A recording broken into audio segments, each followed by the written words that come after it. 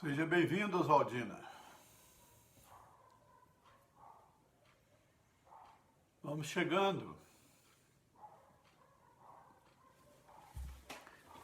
Ainda temos uns 5 minutinhos ainda. Cristiano, seja bem-vindo.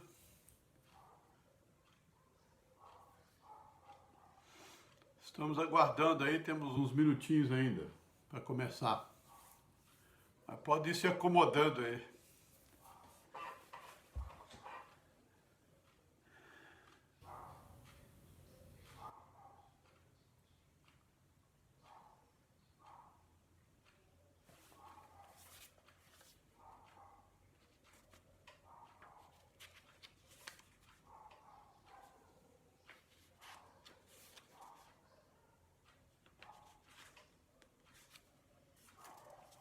Nós vamos começar dentro de instantes.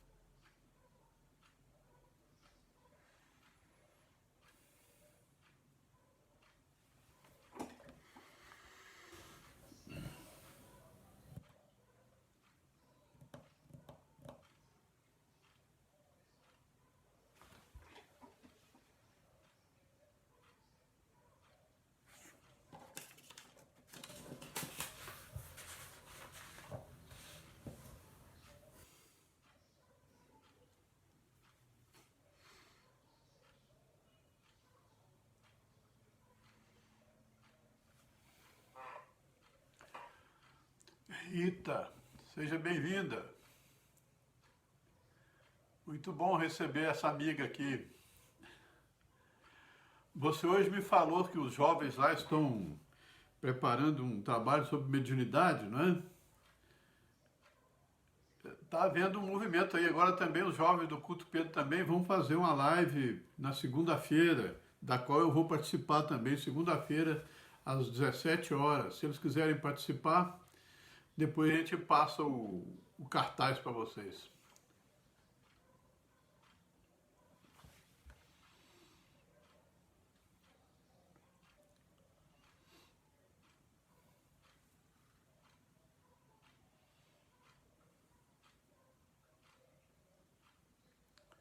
Não é coincidência, né? Você estudando isso, outros jovens da outra casa também, os jovens estão preocupados com a mediunidade deles. Né? Temos que apoiar.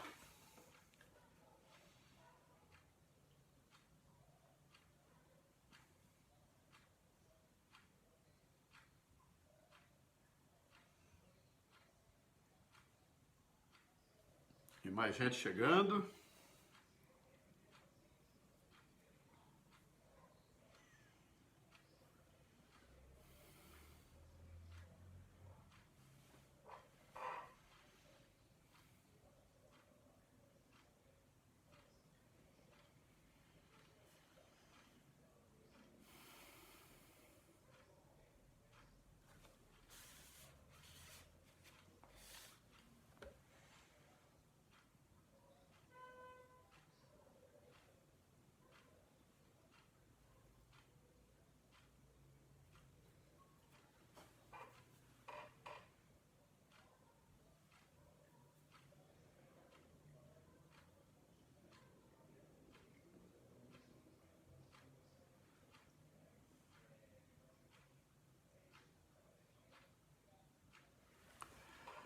Bom, vamos dando início aqui às nossas atividades. Sejam todos muito bem-vindos. Hoje, 28 de maio de 2020, quinta-feira, reunião pública do Grupo Espírita Araci, que como não estamos podendo fazer presentemente, né, temos aproveitado os recursos tecnológicos aí para não perdermos o contato e alcançar os corações amigos com as nossas propostas e com os nossos sentimentos também. Sejam todos muito bem-vindos. Eu vou ler uma página aqui do livro Fonte Viva, pelo Espírito de Emmanuel e psicografia de Francisco Cândido Xavier, para a gente dar início aos nossos trabalhos.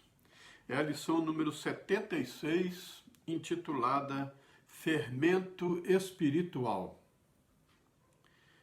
Não sabeis que um pouco de fermento leveda a massa toda? Paulo, primeira carta aos Coríntios, capítulo 5, versículo 6. O fermento é uma substância que excita outras substâncias e nossa vida é sempre um fermento espiritual com que influenciamos as existências alheias. Ninguém vive só.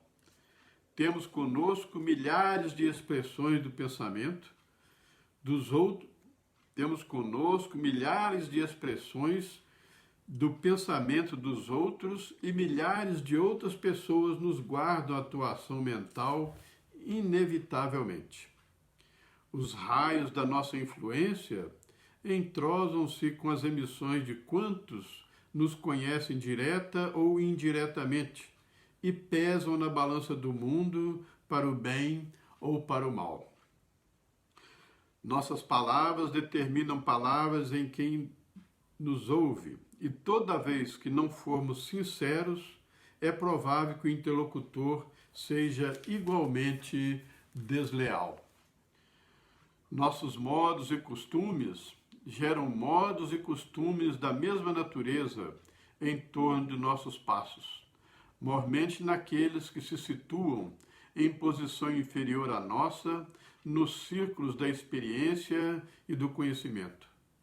Nossas atitudes e atos criam atitudes e atos do mesmo teor em quantos nos rodeiam, porquanto aquilo que fazemos atinge o domínio da observação alheia, interferindo no centro da elaboração das forças mentais dos nossos semelhantes. O único processo, portanto, de reformar edificando é aceitar as sugestões do bem e praticá-las intensivamente por intermédio de nossas ações. Nas origens de nossas determinações, porém, reside a ideia. A mente, em razão disso, é a sede de nossa atração pessoal onde estivermos. Pensamento é fermentação espiritual. Em primeiro lugar, estabelece atitudes. Em segundo, gera hábitos. E depois governa expressões e palavras através das quais a individualidade influencia na vida e no mundo. Regenerando, pois, o pensamento de um homem, o caminho que o conduz ao Senhor se lhe revela reto e limpo. Vamos orar. Jesus amigo, rogamos mais uma vez, Senhor, nesta quinta-feira, as suas bênçãos para a nossa casa, para aqueles que lidam conosco na nossa casa, encarnados e desencarnados, para todos os amigos que estão conosco nesta noite, vibrando em uníssono, transmitindo pensamentos saudáveis, buscando o aprendizado. Envolva-nos a todos, Senhor, nestas bênçãos, para que possamos, a exemplo da lição que Emmanuel nos traz, mudarmos os nossos pensamentos e, na medida em que conseguimos isso, nos tornaremos pessoas melhores e influenciando positivamente o mundo que habitamos. Fica conosco, Senhor. Ampara os nossos propósitos e permita que possamos dar por iniciada a reunião desta noite. Que assim seja. Muito bem, sejam todos bem-vindos. Nós trouxemos hoje para refletir com vocês um assunto que eu particularmente gosto muito e que andamos refletindo bastante aí já de algum tempo, principalmente por conta dessa questão aí da pandemia que tem nos imposto mais oportunidade de reflexão e de aprendizado e de muitas considerações. E nos estudos que a gente vem fazendo, a gente vem chegando a algumas conclusões e também preocupações, né? Uma delas é com os rumos que a doutrina espírita está tomando, né? E que a gente precisa, às vezes, puxar as rédeas um pouco e olhar como estamos agindo. Porque acredito que depois que passar esse processo aí da pandemia, né, nós vamos retomar as atividades na casa espírita. Como vai ser essa atividade? Eu creio que estamos tendo um momento de reflexão para mudar também alguns comportamentos e atitudes na maneira de conduzirmos a casa espírita. Nós temos que, eu não tenho a receita do bolo, nós temos que discutir isso, temos que refletir sobre isso. E por isso, trouxemos aqui algumas considerações e que intitulamos essa nossa reflexão aqui de O Brasil e os Planos de Deus. Porque tudo está nos planos de Deus. Não tenhamos dúvida disso, né? Nessa situação, então, dentro dessa questão, nós vamos falar aqui de alguns aspectos da doutrina espírita.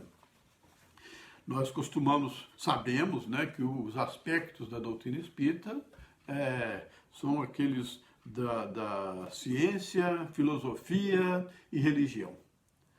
Mas nós damos muito pouco espaço para a filosofia e para a religião. E, por outro lado, entendo que muitas vezes estamos caminhando meio tropegamente com a questão da religião. Porque estamos correndo risco ou já incidindo nos mesmos erros que as religiões outras tradicionais já incidiram, né?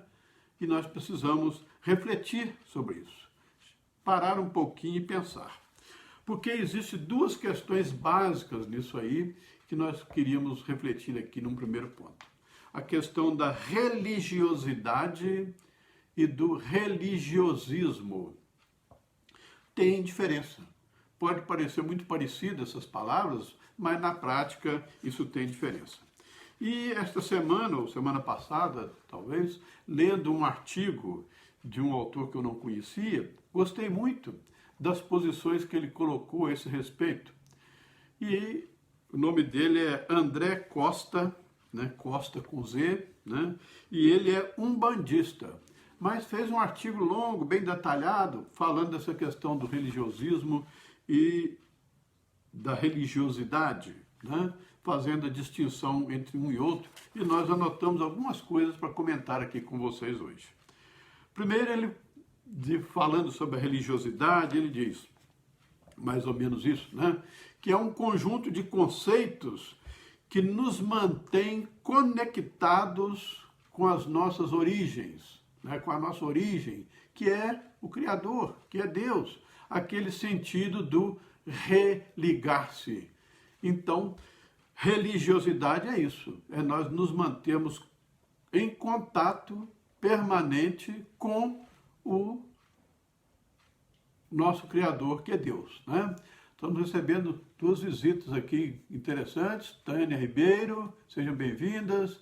Vera Muniz, né? Seja bem-vindo, Verinha. Verinha é minha prima lá do Paraná, né? Está assistindo aqui com a gente.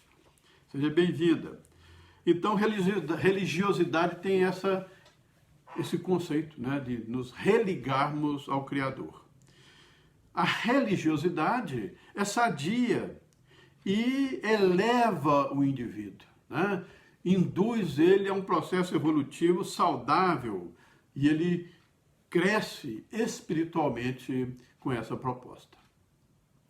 Mas no contraponto nós temos o religiosismo. E ele também traça algumas tintas a respeito do religiosismo, né? O religiosismo não eleva. Ele tende a manter o indivíduo rodando em torno de si mesmo e fazendo muito o que as casas espíritas fazem, que é o proselitismo, encher a casa, né? Mas talvez não seja muito por aí, né? E ele então vem chamando isso de religiosismo e que vem tecendo ao longo das práticas rituais e práticas exteriores que acabam tomando um espaço maior, acabam se tornando mais importante e vai abafando a religiosidade, porque vai priorizando aquilo que o outro pensa, aquilo que pode pensar de nós, como é que deve ser a minha casa, tem que arrumar isso, tem que arrumar aquilo. Eu acabo fazendo templos suntuosos, grandes, para receber muita gente, mas o ensino moral, o ensino evangélico vai perdendo espaço, vai perdendo conteúdo, porque vai sendo abafado, né, pelo religiosismo. Ele diz ainda, o religiosismo então começa a tomar conta, controlando e domando a religiosidade. E a espiritualidade das pessoas vai deixando as pessoas no marasmo, né? E as pessoas não se sentem animadas a sair desse cerco, até porque tem dificuldade de estudar, né? Tem dificuldade de refletir, mas nós precisamos desenvolver esse hábito. E ele ainda remata esse estudo dele dizendo o seguinte, o religiosismo, na verdade, é um atalho para o fanatismo. Vejam bem, o religiosismo é um atalho para o fanatismo. E eu dou toda a razão a ele, né? Enquanto que a religiosidade eleva, constrói, promove a evolução do indivíduo, o religiosismo, esse culto material, acaba produzindo um atalho para o fanatismo. E aí você começa a ser sectário. Você começa a falar mal de outras religiões, você acha que a sua é melhor do que a do outro, porque isso, porque aquilo, você começa a reverenciar determinados líderes, porque da minha casa, a casa da dona fulana, do seu ciclano, comparando, não tem nada a ver, não tem nada a ver, né? A idolatria que começa a se fazer por determinados oradores, bons oradores que trazem conteúdos excelentes, mas que precisamos refletir sobre o que eles dizem. Não para testar o que eles estão dizendo, mas para assimilar os conhecimentos que eles nos trazem. E nós temos tido dificuldade com isso, né? Queremos ouvir muitas palestras de Haroldo, então, quantas for possível, né? Para poder, mas qual é a reflexão que nós estamos fazendo? O sujeito sai da palestra, adorou. Sobre o que ele falou? Ele não falou tanta coisa, né? Porque numa hora o cara fala muita coisa mesmo, né? O que ele peneirou, o que ele conseguiu reter. Essa é a questão. E aí nós trouxemos a reflexão para a questão do plano de Deus. Tudo na vida obedece a um plano. Tudo é planejado. E Deus também tem um plano divino para a humanidade, para a Terra como um todo. E esse plano tem etapas para serem cumpridas, né? Então a gente vai ver, por exemplo, no Livro dos Espíritos, a primeira questão. O que é Deus? Questão número 1 do Livro dos Espíritos. O que é Deus? E a resposta que os Espíritos dão. É outra coisa que a gente precisa sempre reforçar, né? O livro é o livro dos Espíritos, não é de Kardec. É dos Espíritos. Porque os espíritos é que ditaram o livro. Fazia-se as perguntas e os espíritos davam a resposta. E Kardec, então, perguntou lá na primeira questão, o que é Deus? Ele não perguntou quem é Deus, ele não personalizou, né? Porque senão já induziria a resposta. Ele perguntou o que é Deus? E a resposta dos espíritos, inteligência primária. Inteligência primária, ou seja, primeiro, né? Causa primária de todas as coisas. Vamos ver lá a resposta no Livro dos Espíritos para a gente pegar da fonte mesmo, né? Tá aqui. Primeira questão. O que é Deus? Deus é inteligência suprema, causa primária de todas as coisas. Causa primária de todas as coisas. Essa resposta não tem nada de religiosidade nela. Não tem. Né? É uma resposta filosófica, né? Até porque o Livro dos Espíritos traz cá no pórtico deles, né? Filosofia espiritualista. Então, causa primária de todas as coisas. Inteligência suprema e causa primária de todas as coisas. É a definição que nós temos de Deus. Né? Causa primária de todas as coisas. Janaína, seja bem-vinda. Nesta resposta já tem um princípio de projeto. Né? Inteligência suprema, causa primária de todas as coisas. Quem criou tudo. Né? Criou como? Nós não sabemos. Né? Porque nós não temos ainda condição de entender como se deram essas coisas no início. Né? Mas já está estabelecido ali um programa. Porque se criou, houve um pensamento, houve uma vontade e houve a execução de uma tarefa, de uma proposta que estabeleceu as coisas como são hoje para nosso partilhamento e nossa convivência. Dito isso, vamos ver Jesus, né, nesse contexto, porque Jesus foi um enviado, né, de Deus à Terra. Nós, os espíritas, dizemos que ele é o governador espiritual do planeta. Desde que a Terra se desprendeu do globo solar, Jesus está acompanhando isso.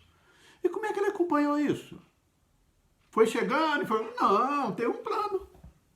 Estabeleceu um plano. Né? Não era ele sozinho, era uma pleiade de espíritos de alta evolução, técnicos, especialistas nas mais diversas áreas do conhecimento e de ciências, né? Trabalhando aquele globo ainda em ebulição, acalmando as intempéries, esperando o tempo certo para cada uma das providências. Um projeto seguido à risca, seguido passo a passo, com o tempo que era necessário. E Jesus, então, num determinado momento desse plano, agora eu preciso ir lá para dar um recado importante. Reencarnou entre nós. Viveu 33 anos aqui conosco, né? E deixou o que nós chamamos do Evangelho de Jesus, né? A Boa Nova, um caminho a ser trilhado, uma série de ensinamentos, de exemplos e de práticas que ele veio mostrar como se deveria fazer, como se deveria pensar, como se deveria agir, segundo os planos de Deus. Porque ele vinha sempre falando isso, né? Venho em nome de meu Pai. Eu e meu Pai somos únicos, quer dizer, pensamos da mesma forma, né? Eu sigo o que meu Pai determina, eu cumpro as ordens de meu Pai. Jesus era um administrador, né? Mais ou menos como a gente, às vezes, trabalha numa determinada empresa e vai para um determinado local cumprir uma missão daquela empresa, em benefício daquela empresa. Chegando lá, a gente se apresenta. Eu sou fulano de tal, trabalho na empresa tal e vim aqui para... E aí as coisas acontecem. Jesus fez isso. Eu sou o Cristo, né? O Messias, e vim para elaborar um trabalho aqui.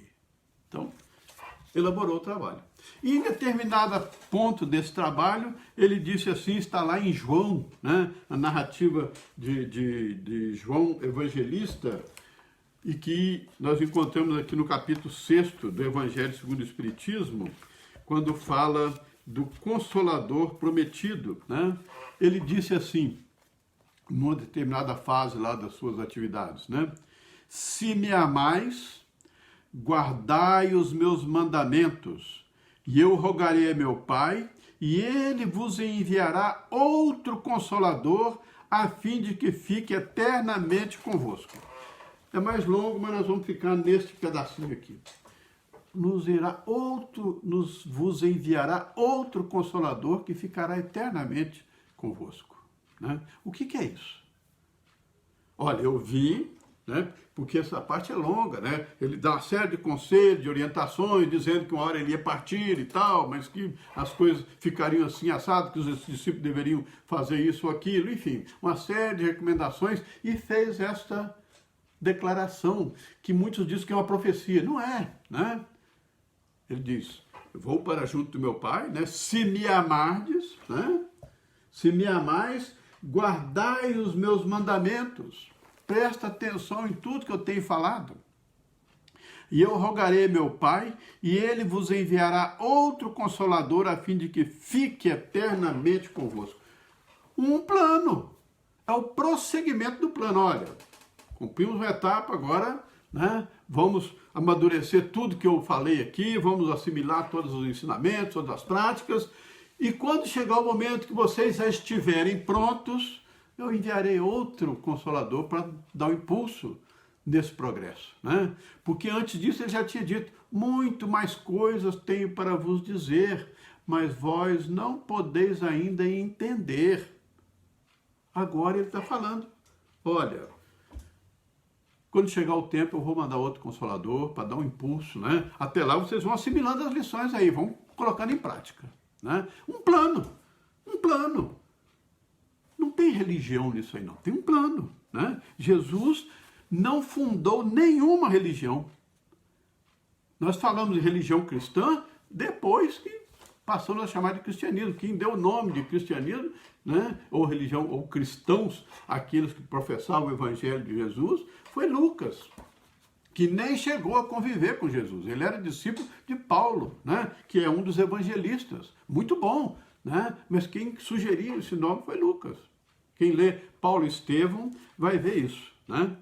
Então Jesus não trouxe nenhuma questão religiosa, não fundou religião nenhuma. Não tinha templos, ele pregava na praia, no monte, na estrada, nas vilas, onde estava. Reunia as pessoas, né? Subiu no barco e fez a parábola, né? No bosque fez mais isso. Não tinha tempo. Ele mesmo dizia, a raposa tem seu covil e os pássaros têm seu ninho, mas o Filho do Homem não tem onde reclinar a cabeça, ele não tinha nada, né? Só o amor e a boa vontade. Então ele não fundou religião nenhuma. Ele trouxe, na verdade, ele era um líder natural e trouxe uma filosofia de vida, uma maneira de se viver e de se conduzir segundo os planos do Criador, de acordo com aquilo que o Criador, que Deus havia estabelecido. Esta é que é a questão, e é isto que nós espíritas, principalmente, devemos prestar atenção, porque nós somos, ou seja, a doutrina espírita é o Consolador prometido, é aquele que veio depois, né? E que os espíritos vieram e trouxeram todas as vezes, resgatando isso que João havia escrito a respeito de Jesus, né? Então, na condição de profitentes do Espiritismo, defensores do Espiritismo, divulgadores do Espiritismo, nós estamos divulgando a palavra do Consolador prometido. Então, ser espírita deve ser muito mais do que se professar uma religião, fazer pregações e se fazer cara de santo e tudo mais, é muito mais um modo de vida e não os cultos que a gente vive fazendo por aí, né? Essas manifestações, às vezes, festivas e tal, nada contra as festas, contra a alegria, não, porque o evangelho é de alegria. Quando diz lá, evangelho quer dizer boa nova. Boa nova é uma coisa alegre, descontraída, boa.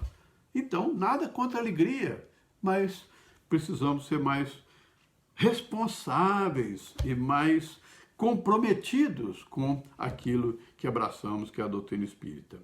E se nós formos examinar as questões, nos 2 primeiros séculos do Espiritismo, aliás, do cristianismo, né, nos 2 primeiros séculos depois da partida de Jesus, os discípulos e os profitentes daquela época mantiveram a fidelidade ao Evangelho.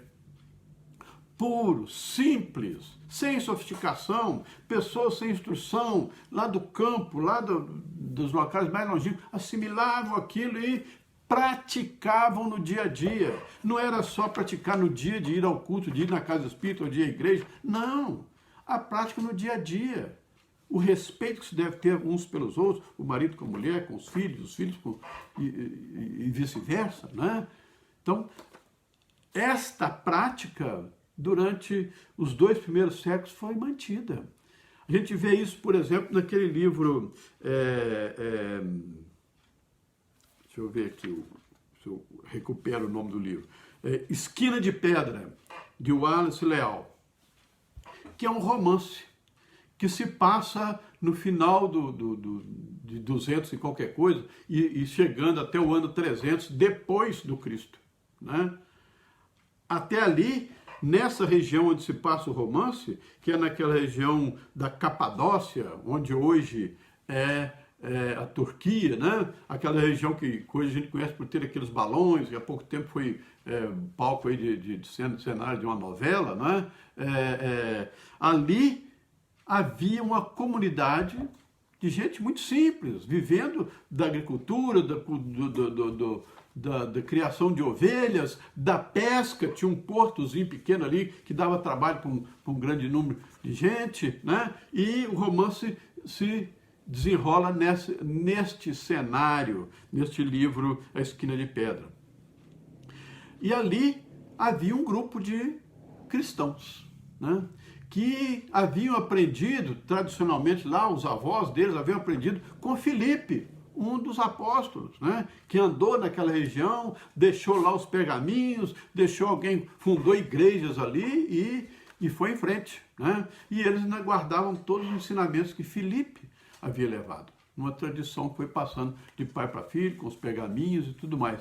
E a pureza com que eles professavam o cristianismo, né? O respeito, o carinho, a maneira de se comportar. Mas aí o livro vai narrando um conflito, né? Porque começam a chegar oradores de fora.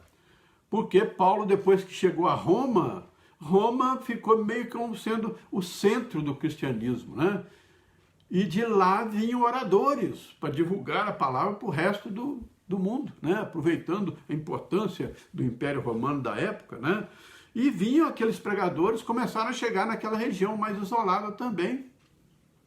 E vinham aquelas pessoas que era anunciado, vinha de Roma, então era um catedrático, era uma pessoa que conhecia muito, né? E eles recebiam essas pessoas com um carinho enorme, com uma reverência enorme por aquele que vinha de Roma, trazendo alguns esclarecimentos a mais sobre o cristianismo, né? Então eles iam àquelas reuniões com uma sede enorme de aprender. E ficavam decepcionados, ficavam frustrados, ficavam agoniados, né? Por quê? Porque já se começava a perceber uma prática nociva, né? Aquelas pessoas que vinham de fora vinham com críticas ao trabalho que eles faziam, né? Dizendo que tinha que ser assim, tinha que ser assado. Vinham muito bem arrumados, já não era mais aquela coisa mais simples, né? E tinha uma questão que eu marquei muito, que sinaliza muito essa questão, é que os antigos cristãos, né, lá os apóstolos, Paulo, João, Pedro, né, e outros, eles andavam muito a pé, em terrenos áridos, pedregosos, era difícil, né? Às vezes 40, 60 quilômetros num dia, tirando no pé, né? Era complicado, dormia ao relento. Então eles usavam um cajado, um pedaço de pau, em que eles pudessem se apoiar enquanto caminhavam, né? E aquele cajado todos eles tinham, porque precisavam apoiar ali, andavam com aquilo, né? Matar uma cobra, uma coisa assim que aparecia, sei lá, né? Espantar um cachorro, tinha lá o cajado, né? Era um objeto útil para a caminhada daqueles homens. Mas aquilo acabou se tornando uma referência, né? E aqueles pregadores que vinham de fora, vinham de Roma, vinham de outros locais, né? Vinham também com seus cajados, né? Traziam seus cajados. Só que não era aquele pedaço de madeira mais rústico, né? Era madeira de lei, né? Bem trabalhado, bem lustrado, né? Bem torneado para poder atender às necessidades daquele cidadão, né? E muitos deles já traziam no local que o sujeito segura o cajado ali, cravejado de pedras preciosas. Era o cristianismo começando a ser deturpado, já lá por volta do ano 300 antes do Cristo. E isso chocou muito aquela comunidade. Leiam um livro que vocês vão gostar, que é um livro pouco lido, né? Mas muito bom. Esquina de Pedra, de Wallace Leal. Eduardo, que está aí, conhece bem. Não sei se leu porque ele achava ele um livro mais chato, né, Eduardo? Mas não é, não. Depois que a gente começa a ler, ele fica bom, né? Então, a gente já começa a perceber aí uma distorção do cristianismo. E depois, lá no ano 325, no concílio de Nice, né, já discutiu-se as questões do cristianismo e tal, uma série de questões, e depois o cristianismo acabou se tornando a religião oficial de Roma. E aí começou uma série de deturpações do cristianismo, que Jesus já sabia que ia acontecer isso, né? Muitas coisas iam ser deturpadas. Por isso precisaria vir um consolador para restabelecer as coisas e botar tudo no lugar de novo. Então, passou-se o tempo, né? O cristianismo se tornou religião oficial de Roma, veio o papado, e aí os planos continuam, né? Porque com a instituição do papado, que foi por volta de 1500 por aí, instituiu-se uma coisa que os historiadores dizem que foi o período negro da humanidade, né? Que foi de 500 a 1500, com a história do papado, a hegemonia da igreja e as deturpações que aconteceram com o ensino do Cristo. Tem muita história nesse meio aí, mas nós vamos pular, vamos chegar numa outra parte do plano divino, né? Porque chegou um momento em que Jesus precisava preparar a terra para a vinda do Consolador prometido. E ele faz isso, né? Numa conversa com Eliú, neste livro Brasil, Coração do Mundo, Pátria do Evangelho, ele diz assim: Eliú, a Europa está exaurida. É muita guerra, muito conflito, muito ódio, muita perseguição, né? Muita sede de poder, um materialismo exacerbado, trazendo desequilíbrio, trazendo dor, trazendo sofrimento. Não é esta a proposta do Cristo. Não é esta a minha proposta, disse ele, né? Nós precisamos tomar algumas providências, né? E essas providências foram tomadas, né? A gente observa, por exemplo, no cenário mundial, principalmente europeu, né? O que aconteceu a partir daí? E eu vou falar depois a data, quando é que começou isso, né? Já naquela época, então, que Jesus esteve aqui traçando esse primeiro projeto, começaram a acontecer algumas coisas interessantes. Surgiu um movimento que os estudiosos chamam de renascimento. Ou seja, buscar referências diferentes, um renascimento, uma renovação do ambiente da Terra. Então reencarnaram espíritos que traziam filosofia, música, artes na pintura, a estatuária e tudo mais, mudando o ambiente, mudando a atmosfera, o clima da Terra, né? Foi neste período que veio, por exemplo, Leonardo da Vinci, que foi de 1452 a 1519, foi Michelangelo, que foi de 1475 a 1564, trazendo obras até hoje que a gente admira, e, né, como é que esse cara fazia tudo isso, uma cabeça, privilegiados aqueles espíritos, né? Eram emissários, trazendo uma proposta nova, ao mesmo tempo que filósofos, pensadores, né?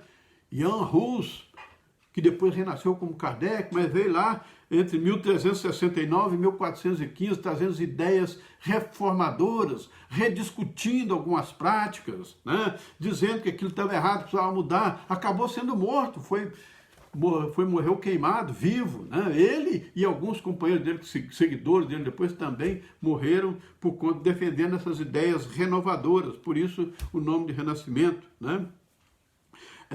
John Wycliffe, da Inglaterra, em 1384, trazendo as mesmas ideias, né? Inspirando, inclusive, o Jan Hus, enfim, vários espíritos em vários locais trazendo ideias novas, né? Foi logo depois desse movimento que surgiram Lutero e Calvino, trazendo a reforma protestante, criando o protestantismo, né? De Calvino e de Lutero, quebrando, por assim dizer, a hegemonia da Igreja Católica, interpretando de outra forma os ensinos do Cristo, mais centrado talvez lá no Velho Testamento, mas surgiu a imprensa em 1500, então a fabricação de livros começou a proliferar, traduziu-se a Bíblia, que antes era escrita só em latim, para a língua alemã primeiro, que foi Lutero que fez, né? E distribuiu para o povo, que antes o povo não podia ler, né? Então começaram todo um trabalho de reforma, de renascimento, que partiu daí. Mais tarde aconteceu um outro movimento que os historiadores chamam de iluminismo, né? Que foi muito mais fecundo, aí trazendo outras luzes, né? Aí a gente vai ver, veio René Descartes, lá em 1596, no final de 1500, né? René Descartes, filósofo, pensador, cientista. Ainda hoje se fala da ciência cartesiana por conta de René Descartes, um grande vulto do pensamento humano, né? E depois dele veio John Locke na Inglaterra, Montesquieu e Jacques Rousseau na França, né? Montesquieu trazendo o espírito das leis, discutindo que o Estado tinha que ser regido por leis, né? E Montesquieu e Rousseau dizendo que deveria haver um contrato social entre o povo e o Estado, para que o Estado atendesse às necessidades do povo, né? Trazendo todas essas noções que hoje nós implantamos nas nossas leis, nos nossos costumes, na forma de reger o Estado, lá em 1600 e pouco, essas luzes, né? Pensamentos novos, reformadores, trazendo uma realidade diferente, tudo obedecendo um plano. E além disso, no campo das artes também houve uma profusão de artistas. Para falar só de música clássica, foi nessa época que veio Bach, Vivaldi, Mozart, Beethoven e depois Chopin, todos nessa época, né? Entre 1600 e pouco até 1700 e pouco, invadindo um pouquinho por 1800, né? Preparando o ambiente, mudando a atmosfera, dando oportunidade de mais liberdade, principalmente na França, né? Onde esses expoentes do pensamento humano se concentraram em maior número, e ali essas ideias ganharam um corpo enorme, promoveu até, inclusive, a Revolução Francesa por conta disso, mudou o aspecto da França, né? E foi neste ambiente que nasceu Allan Kardec, em 1804. Né? Em 1857 ele lança o Livro dos Espíritos, o Consolador Prometido. Tudo isso um plano de preparação para o Consolador Prometido. Mas há também um plano nesse contexto todo para o Brasil, né? E que nós pulamos um pouquinho, mas vamos voltar lá atrás, né? Como é o plano para o Brasil? Qual é esse plano, né? Está no livro Brasil, Coração do Mundo, Pátria do Evangelho, que muitos ironizam, né? Mas é de uma profundidade, não tem nada, dizem que é igrejeiro, que Humberto de Campos é igrejeiro, que Emmanuel é igrejeiro, não tem nada de igrejeiro, né? Se você for olhar lá, A Caminho da Luz, Emmanuel, o Consolador, vocês vão ver o que é o pensamento de Emmanuel, né? E no livro Emmanuel, as críticas que ele faz ao igrejismo é contundente, né? Então, o pensamento de Emmanuel é um negócio para a gente parar e pensar mesmo, né? E ele endossou o livro de Humberto de Campos, né? Através da psicografia de Francisco Xavier, Brasil, Coração do Mundo, Pátria do Evangelho. E esta história começa quando? Veja o que está escrito aqui logo no início do livro, né? Da história, por assim dizer.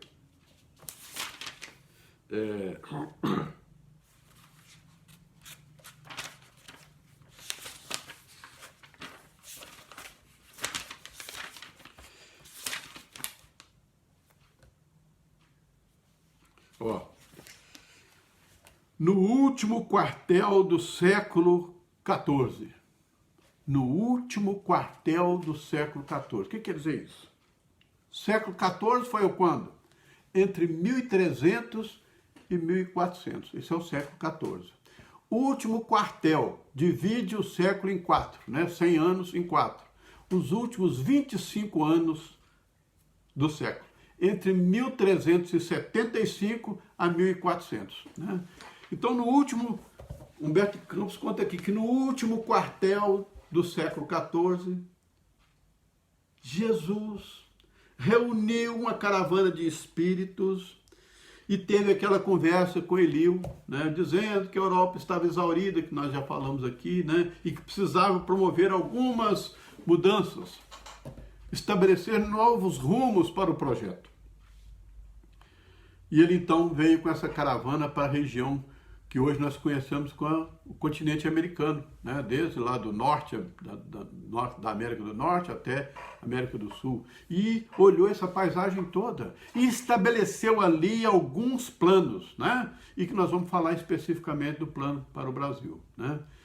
Chegou um momento em que ele pediu a Eliu, me leva àquela região onde se pode contemplar o símbolo da cruz. Ele estava se referindo ao Cruzeiro do Sul.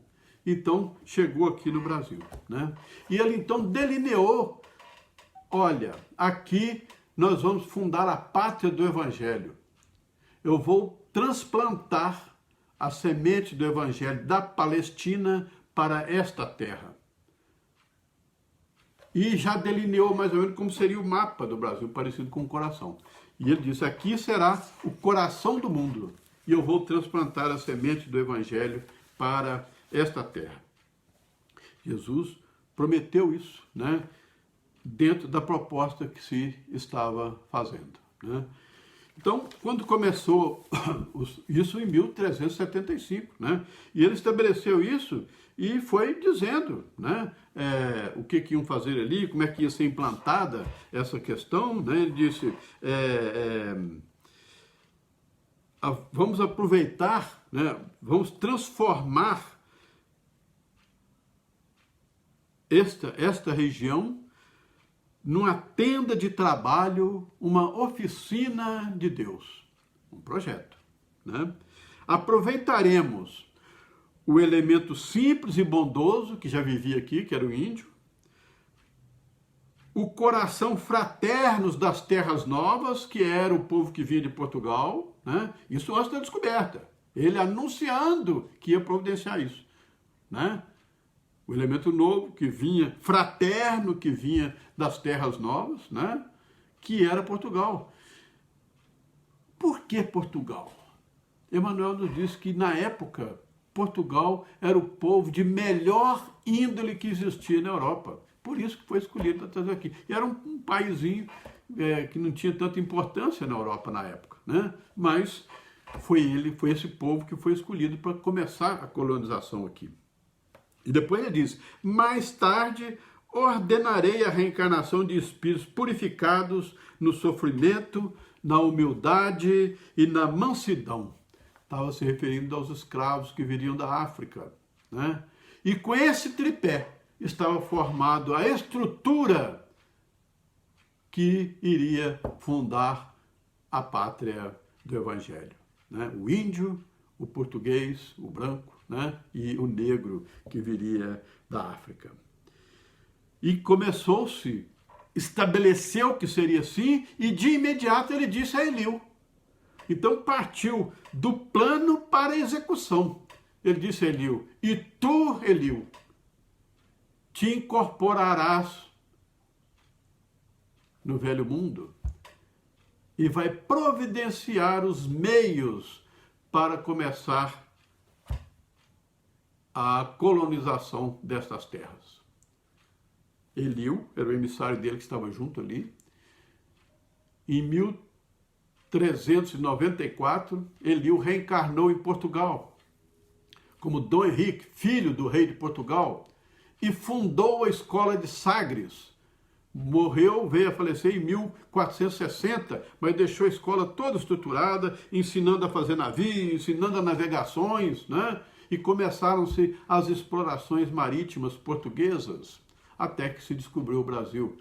Um plano que começou lá em 1375, 380, por aí, né? Começando a dar resultados lá em 1500, com a chegada aqui ao Brasil. E a coisa foi não crescendo. Chegou um momento que Eliu já de volta à espiritualidade, né? O Brasil já começando a funcionar as coisas aqui, Eliú retomando os planos junto do Senhor lá na espiritualidade, né? Estava preocupado e perguntou a Jesus, né? Senhor, eu estou preocupado, porque há muita pirataria, aquele continente, aquela terra é enorme. Os portugueses, os habitantes que estão ali, não dão conta de proteger aquela terra toda. E a pirataria é enorme, é uma terra muito rica, vai chamar muito a atenção dos piratas, né? E Jesus disse a ele uma coisa muito importante. Disse assim, Eliú, afasta essas preocupações e receios inúteis. Inúteis? Eliú estava sendo prático, objetivo, era uma preocupação real, né? Mas Jesus mandou que ele afastasse e disse assim, a região do Cruzeiro, que é o nosso país aqui, né? Onde se realizará a epopeia do meu evangelho, estará antes de tudo ligada eternamente ao meu coração. As injunções políticas terão nela atividades secundárias, porque acima de todas as coisas, em seu solo santificado e exuberante, estará o sinal da fraternidade universal unindo todos os espíritos. Estamos, assim, sob a proteção direta de Jesus. Porque para aqui foi transportada a árvore do Evangelho. E a gente fica pensando, Brasil, coração do mundo, perto do Evangelho, fica achando que vai ser uma coisa, né? Dominar o mundo, ser uma potência. Não é nada disso, né? A árvore do Evangelho, como é que foi plantada lá na Palestina? Jesus no meio de sofredores, de pobres, de estropiados, de cegos, de paralíticos, né? Foi neste ambiente que ele semeou. E agora ele vinha para o Brasil, trazendo essa semente para o Brasil. E primeiro ele trouxe os portugueses, e os portugueses que ficaram aqui eram aqueles que tinham perseguição política e foram exilados para cá. Era como se fosse uma prisão de Portugal aqui, mandava para cá, né? Os índios, que eram puros, né? E depois vieram os escravos, escravizados da África, né? Que eram antigos senhores feudais na Europa, guerreiros e tudo mais, que reencarnaram na África e foram trazidos para aqui. Por isso que Jesus já passaram pela purificação das dores, né? Quebraram o orgulho e agora virão para cá para ajudar a construir uma nação nova, que foram os escravos, né? Mais adiante, já com Ismael tomando conta espiritualmente aqui do Brasil, que é o nosso mentor espiritual do Brasil, é Ismael, né? Ismael manifesta uma outra preocupação junto a Jesus, né? Dizendo o seguinte, isso lá por volta de 1500, já quase chegando em 1600, quando chegaram os primeiros escravos e tudo mais, né? E os escravos estavam sendo muito maltratados, né? Trabalhos forçados, os índios também sendo dizimados pelos portugueses e tal, aqueles exploradores rudes, né?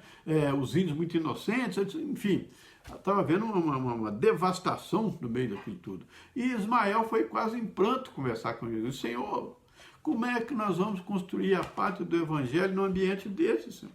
Estão matando os índios, estão escravizando os negros, estão fazendo um horror, né? E Jesus deu uma outra solução para Ismael, né? Ismael, nas tuas obrigações e trabalhos, considera que a dor é a eterna lapidária de todos os espíritos e que nosso Pai não concede aos filhos fado superior às suas forças nas lutas evolutivas. Imagine Ismael ouvindo isso, né? Abriga aí, na sagrada extensão dos territórios do país do Evangelho, todos os infortunados e todos os infelizes. Era para trazer todos os infortunados, todos os infelizes para cá. No meu coração ecoam as súplicas dolorosas de todos os seres sofredores que se agrupam nas regiões inferiores dos espaços próximos à Terra. Estava falando de espíritos que estavam em processo de sofrimento, principalmente na Europa, né? Espíritos que haviam cometido muitos erros, estavam em sofrimentos profundos na espiritualidade. Vai lá, rebanha esse povo, né? Eles já sofreram muito, vamos dar uma oportunidade a eles. E vieram para cá, né? Ismael foi lá, arrebanhou esse povo e eles reencarnaram no Brasil, né? Grande leva de espíritos malfeitores, antigos cruzados, antigos inquisidores, antigos senhores feudais, antigos guerreiros, né?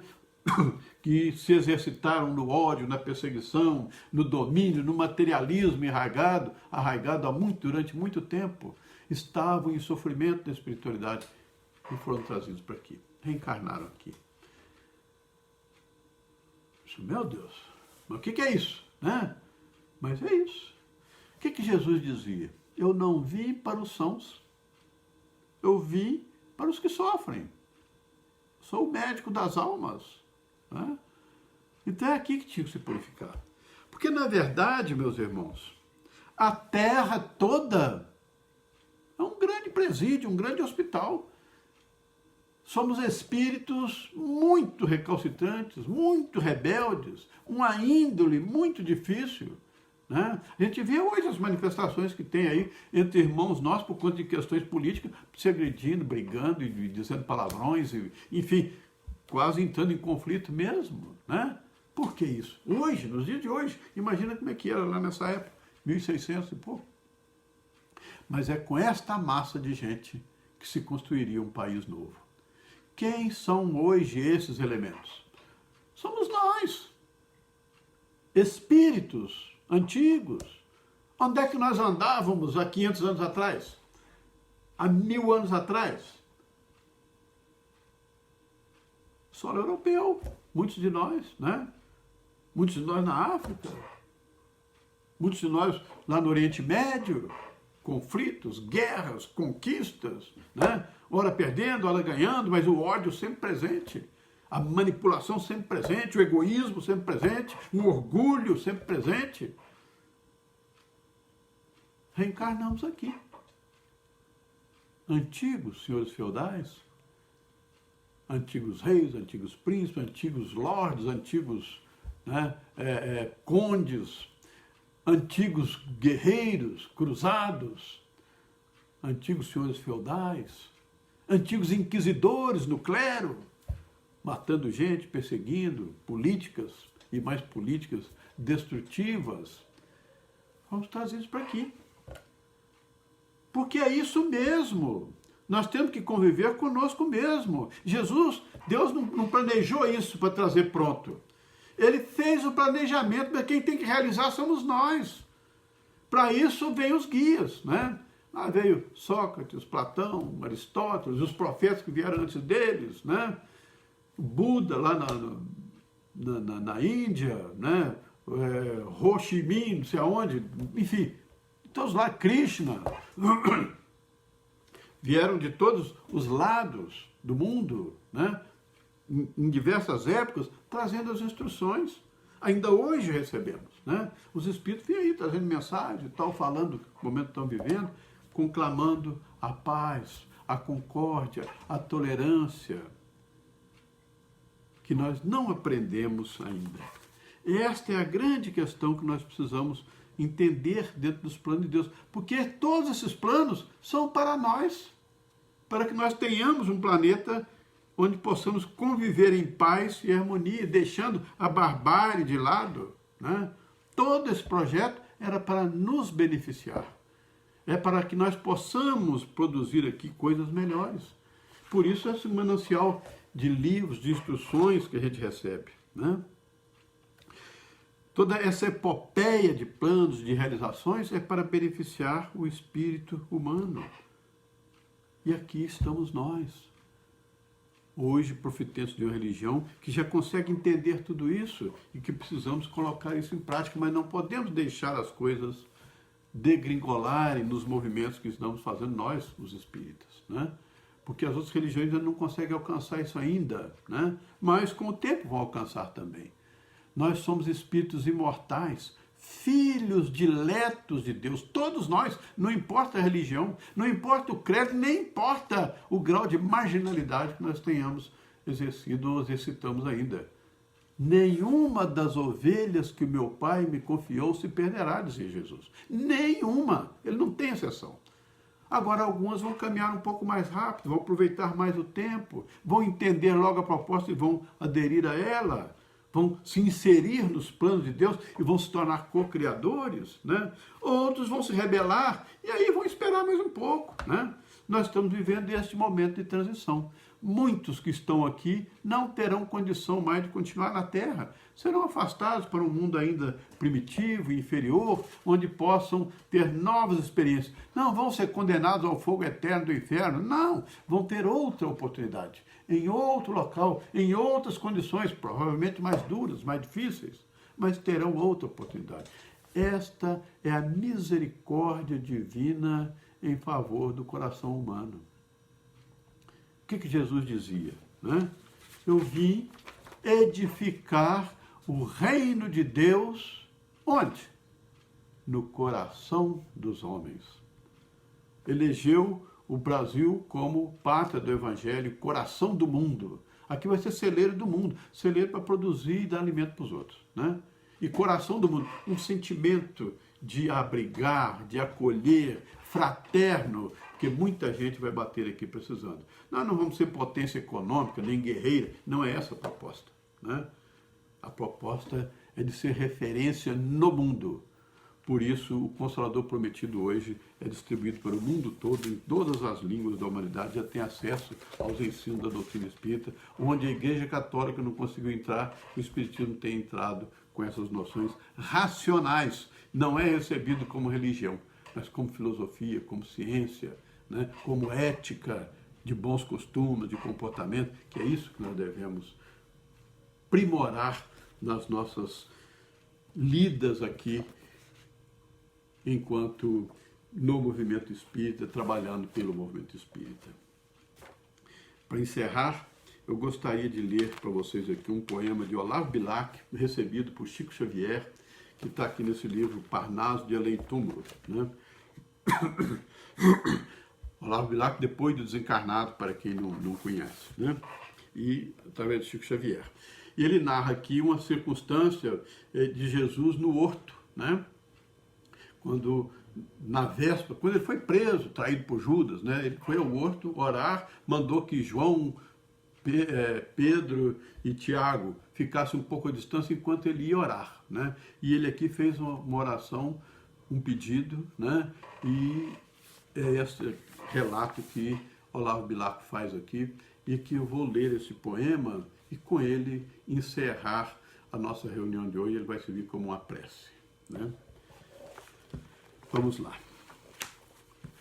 Olavo Bilac, no horto. Tristemente, Jesus, fitando os céus em prece, vê descer da amplidão o arcanjo da agonia, cuja mão luminosa e terna lhe trazia o cálice do amargor duríssimo e refere. Se puderdes, meu Pai, afastai-o, dizia. Mas eis que todo o azul celígeno estremece e do céu se desprende uma doirada messe de bênçãos aurorais, de paz e de alegria. Paira em todo o recanto a vibração sonora do amor, e o mestre já na sede que o devora de imolar-se, por fim nas aras desse amor. Sente a mão paternal que o guia na amargura, e sublime na fé mais vívida murmura: que se cumpra no mundo o arbítrio do Senhor. Que se cumpra nos nossos dias, no nosso mundo, os planos do Senhor. E que Jesus nos abençoe. Boa noite a todos.